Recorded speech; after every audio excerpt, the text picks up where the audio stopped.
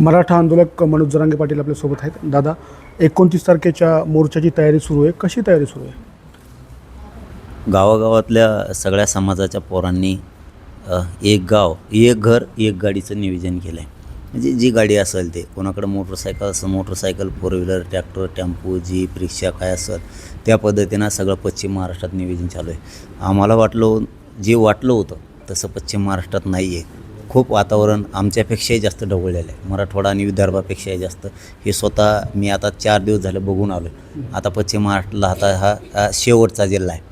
इतके फलटणमध्ये तर इतके लोक होते, त्यातले त्यात त्या सातारा जिल्ह्यातल्या मायनी, दहिवडी तिकडचाही भाग, कोल्हापूरचाही, आम्ही शिरवळ ती सगळा भाग घेतला. मराठे सांगलीपासूनचे इतके येणार आहेत की एक घर एक गाडी 100% पश्चिम महाराष्ट्रात निघणार आहे.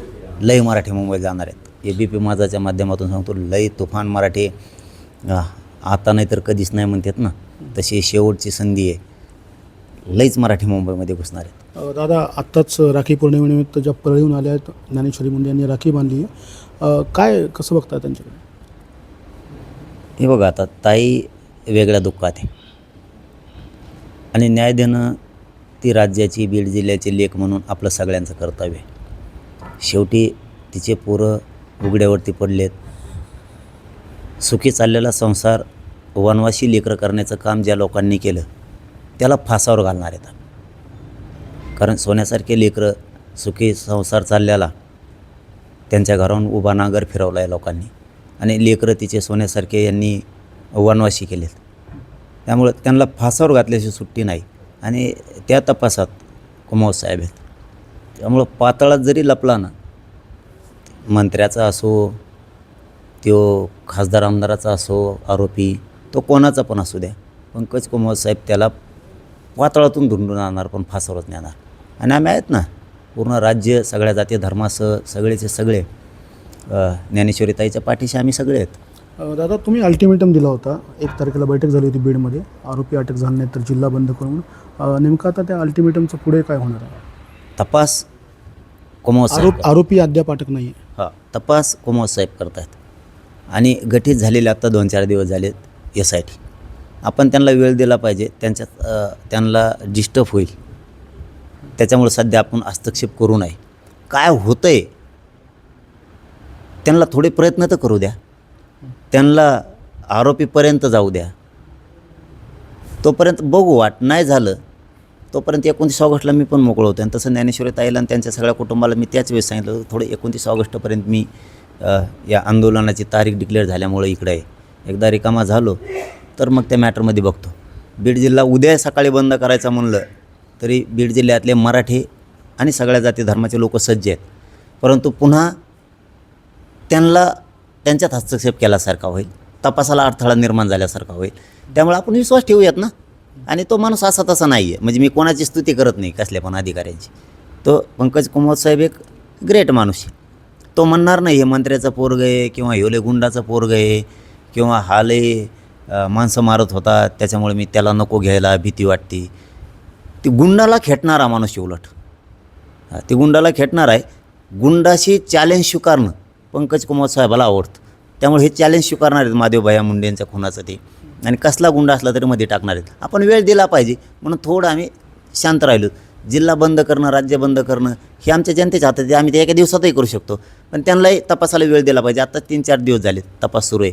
आता घेते ना, आता सगळ्यांचे जॉब घेतील, परत ज्ञानेश्वरी ताईचा जॉब घेतील. कारण ज्ञानेश्वरी ताईचा जॉब महत्त्वाचा राहणार आहे. आणि ज्ञानेश्वरी ताई जे नावं सांगतील ते पंकज कुमावत साहेबांना अटक करावे लागणार आहेत, बीडच्या SPंना अटक करावे लागणार आहेत, आणि राज्याच्या गृहमंत्र्यालासुद्धा अटकच करावे लागणार आहेत. नसता यांच्या सगळ्याच्या जर गृहमंत्र्यांनी अटक नाही केलं, जाणून बुजून जवळचा एखादा त्यांच्या नेत्याचा कुणीतरी कार्यकर्ता आहे किंवा नेताच याच्यात आहे म्हणून जर टाळायचा प्रयत्न केला तर फडणवीस साहेबांच्या गृहमंत्र्याच्या तोंडाला काळा लागणार आहे. आपण जर बघितलं तर तुमचा मुंबईचा दौरा 19 तारखेला होणार आहे.